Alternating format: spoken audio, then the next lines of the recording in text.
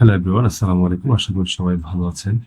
আহ, America এবং ইরানের মধ্যে চলমান যুদ্ধের বিগত কয়েক ঘন্টা ধরে বেশ কিছু কনস্ট্রাকটিভ ঘটনা ঘটেছে, যেগুলো বলা চলে পুরো বিশ্বের জন্যই কাইন্ড অফ সুসংবাদ।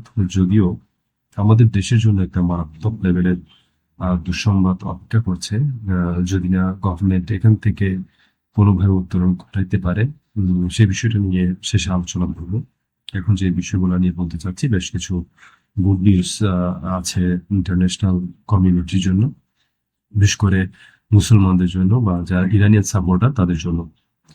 সো আপনারা জানেন, প্রথম থেকেই পেদ্রো সানচেজ, যিনি স্প্যানিশ প্রাইম মিনিস্টার আছেন, এই যুদ্ধের বিরোধিতা করে আসছেন এবং ইসরায়েল এবং আমেরিকার ব্যাপারে বরাবরই ইরানের উপর চাপিয়ে দেওয়া যুদ্ধে নিয়ে বেশ কিছু তিনি নেগেটিভ মন্তব্য করেছেন, যেগুলোর জন্য ওনাকে বেশ কাঠখড় পোড়াতে হয়েছে এবং আমেরিকার বেশ চাপের মধ্যে পড়তে হয়েছে। যদিও উনি বরাবরই সবকিছু তোয়াক্কা না করে উনি ওনার ভয়েসটাকে রেজ করেছেন এবং এটাতে উনি অটল আছেন এবং বলা চলে কাইন্ড অফ ইসরায়েলের বিরুদ্ধে বেশ কিছু টুকটাক পদক্ষেপ নিয়েছেন।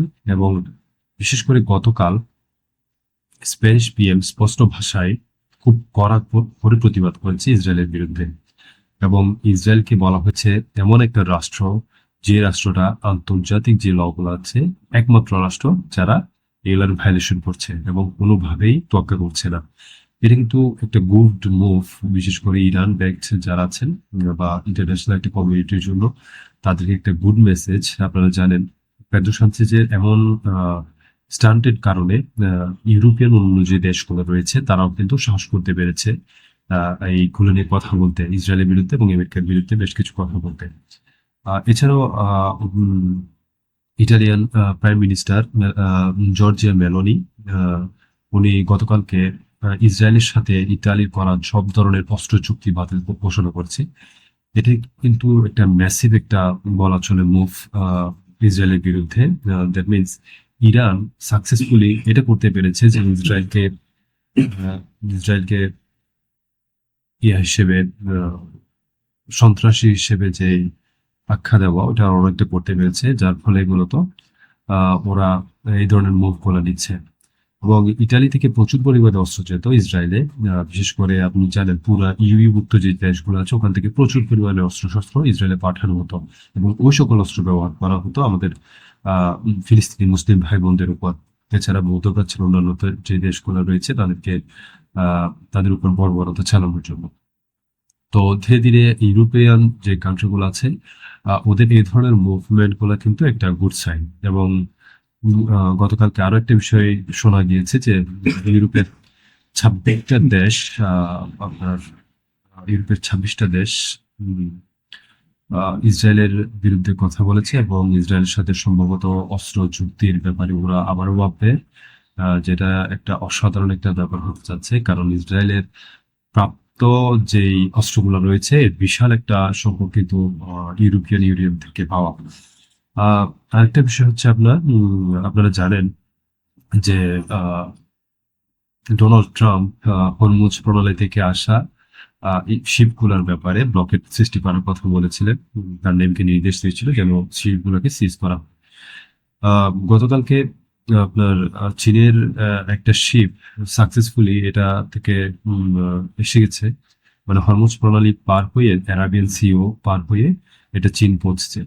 এবং চীন কঠোর ভাষায়, কড়া ভাষায় বলেছে যে ইরানের সাথে তাদের যেই তেলের চুক্তি রয়েছে এটাকে তারা সম্মান করে এবং এটাকে কোনোভাবেই ভায়োলেটেড করবে কোনো দেশ, এটা তারা মেনে নিবে না। দ্যাট মিনস এটা ছিল একটা সফট ওয়ার্নিং বলতে গেলে, যেটা আমেরিকা ইগনোর করতে পারেনি এবং আমেরিকা বাধ্য হয়েছে এই শিপটাকে ছেড়ে দিতে। এবং বোঝাই যাচ্ছে কার্যত আমেরিকান যে ব্লকেটটা ওটা কোনোভাবে কাজ করছে না বা করবে বলে মনে হচ্ছে না, বিশেষ করে চীনের জন্য। তো এটা কাজ করবেই না চীন বা রাশিয়ার জন্য।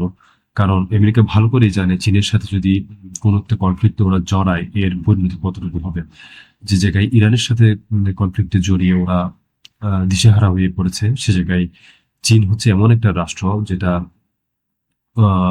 অনেক দিক দিয়ে বলা যায় ইভেন আমেরিকা থেকেও যোজন যোজন আগে এগিয়ে আছে। এবং মজার বিষয় হচ্ছে ওরা ওদের অনেক ধরনের টেকনোলজি এবং অস্ত্রশস্ত্র কিন্তু ওরা পৃথিবীকে বুঝতে দেয় না বা রিভিল করে না, জাস্ট ওরা মুখেই বলে। যেমনটা আমরা ইরানের ক্ষেত্রে দেখতে পেয়েছি, ইরান কিন্তু অনেক ধরনের অস্ত্রশস্ত্র তারা তাদের সক্ষমতার ব্যাপারে রিভিল করেনি।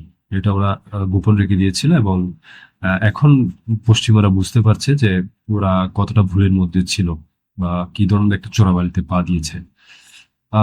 নেক্সট যেই ইয়াটা আসছে আপনার, বাংলাদেশে যে ক্রাইসিসটা নিয়ে কথা বলছিলাম, আপনারা হয়তো জানেন বাংলাদেশের একমাত্র crude oil refinery, eastern refinery যেটা আছে, সেটা তেলের অভাবে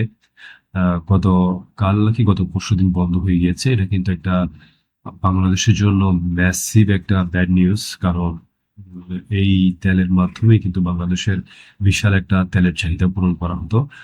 তার মানে বুঝে দেখেন যে তেলের অভাবে একটা রিফাইনারি ক্লোজ হয়ে যাওয়া মানে কিন্তু এটা খুব একটা ভালো সাইন না।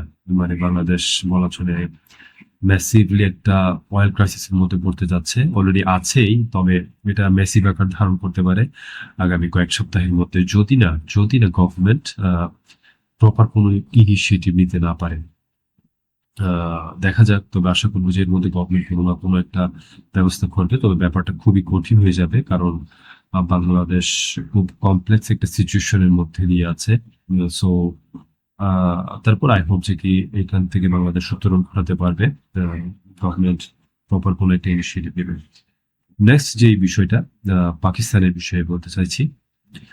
পাকিস্তান, আপনারা জানেন প্রথম থেকেই ইরান আমেরিকান যুদ্ধ নিয়ে বেশ কিছু পজিটিভ ইনিশিয়েটিভ নিয়েছে। তার মধ্যে আপনারা জানেন বিগত শনিবারে ওরা আমেরিকা এবং ইরানের সাথে সফলভাবে একটা পিস টকের আয়োজন করতে সফল হয়েছে। যদিও পিস টকটা সফল হয়নি, বাট নেক্সট বৃহস্পতিবারে যতটুকু শোনা যাচ্ছে আর একটা পিস টকের ব্যাপারে ট্রাম্প এবং ইরান সম্মত হয়েছে। এছাড়াও পাকিস্তান চাইছে মধ্যপ্রাচ্যের আঞ্চলিক যে দেশগুলো রয়েছে সেগুলাকে, বড় বড় যে দেশগুলো রয়েছে সৌদি, কাতার, তারপর হচ্ছে আপনার ইউএই, মিশর, এই সকল দেশ, মিশর যদিও ইয়াতে পড়েছে, আফ্রিকাতে পড়েছে, তাও কিন্তু মধ্যপ্রাচ্যের অংশ হিসেবে এদেরকে বিবেচনা করা হয়েছে, যেহেতু মুসলিম একটি পাওয়ারফুল কান্ট্রি সেই হিসেবে। তাদেরকে একই টেবিলে বসিয়ে এই সংকটের একটা স্থায়ী সমাধানের ব্যাপারে পাকিস্তান যতটুকু শোনা যাচ্ছে খুব ভালোভাবে একটা চালাচ্ছে, ওদের ডিপ্লোম্যাটিক একটা চাল চালাচ্ছে আর কি। সবার সাথে ওরা কথা বলেছে, এমনকি পররাষ্ট্র পর্যায়ে এবং প্রধানমন্ত্রী পর্যায়ের একটা বলা চলে ওরা আয়োজন করতে চাচ্ছে ইসলামাবাদে, যেটা পাকিস্তানের জন্য খুব পুরো পৃথিবীর জন্য একটা ভেরি গুড একটা মুভ। এবং পাকিস্তান সম্ভবত চেষ্টা করছে ইরান এবং আমেরিকান প্রেসিডেন্টকে পাকিস্তানে আমন্ত্রণ জানিয়ে সরাসরি বসাতেন। যদিও এটা কতটুকু কার্যকর হবে সে ব্যাপারে সন্দিহান, দেখা যাক, সময় হয়তো সেই জিনিসটা বলে দিবে।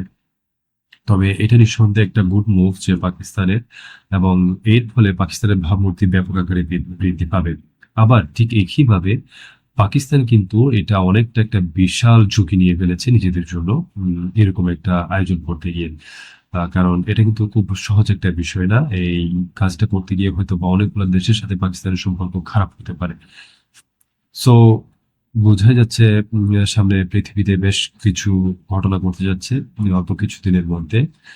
আর যুদ্ধের ব্যাপারটা এখনো যদিও চলমান পর্যায়ে রয়েছে সিজফায়ারের মধ্যেও, দেখা যাক সামনে কি হয়। আশা করছি আমরা ভালো কিছু হবে এবং পৃথিবী এই সমস্যা থেকে উত্তরণ ঘটবে। আর আমার চ্যানেলটা কাইন্ডলি সাবস্ক্রাইব করবেন আপডেটেড নিউজ পেতে। ধন্যবাদ। আসসালামু আলাইকুম।